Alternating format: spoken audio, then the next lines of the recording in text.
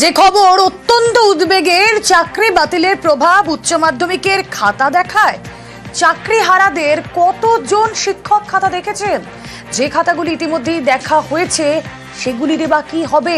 বিভিন্ন জেলা থেকে রিপোর্ট চাইল উচ্চ মাধ্যমিক শিক্ষা সংসদ। প্রতিনিধি সোমরাজ বন্দ্যোপাধ্যায় রয়েছেন সঙ্গে। সোমরাজ, এই প্রশ্নগুলোর আদৌ কোনো উত্তর রয়েছে? দেখো, সেই উত্তর খোঁজার জন্য উচ্চ মাধ্যমিক শিক্ষা সংসদ বিভিন্ন জেলা থেকে রিপোর্ট চেয়েছে এবং বিভিন্ন জেলার টিআইদের পাশাপাশি বিভিন্ন যে রিজিওনাল আছে, রিজিওনাল চেয়ারম্যানরা রয়েছেন তাদের থেকেও রিপোর্ট চাওয়া হয়েছে।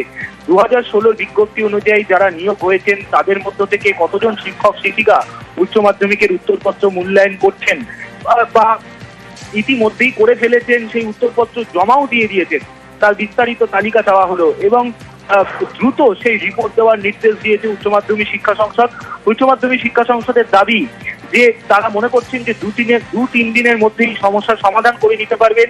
এক্ষেত্রে 2016 সালের আগে যারা নিয়োগ হয়েছেন শিক্ষক শিক্ষিকা হিসাবে তাদেরকে বাড়তি উত্তরপত্র মূল্যায়নের জন্য দেওয়া হতে পারে, সেরকমই পরিকল্পনা করছে উচ্চ মাধ্যমিক শিক্ষা সংসদ। আগামীকাল উচ্চ মাধ্যমিক শিক্ষা সংসদ গোটা অলরেডি যেগুলো দেখা হয়ে গেছে সেগুলো, হ্যাঁ, সেগুলির কি হবে তা নিয়ে আলোচনার জন্য আগামীকাল বৈঠকে বসছে উচ্চ মাধ্যমিক শিক্ষা সংসদ।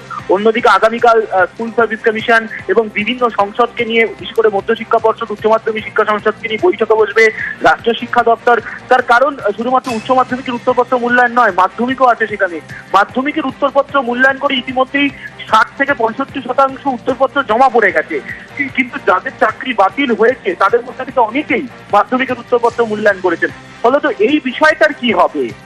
তাদের উত্তরপত্র মূল্যায়নগুলো কি গ্রাহ্য হবে কি গ্রাহ্য হবে না, গোটা বিষয়টি পর্যালোচনার জন্য আগামীকাল শিক্ষা দপ্তরও বৈঠক করবেন। কিন্তু আগামীকাল উচ্চ মাধ্যমিক শিক্ষা সংসদও আলাদাভাবে বৈঠক করছে। তার কারণ উচ্চ মাধ্যমিকের উত্তরপত্র মূল্যায়নের জন্য কিছুদিন আগেই উত্তরপত্র পৌঁছেছে বিভিন্ন শিক্ষক শিক্ষিকাদের কাছে।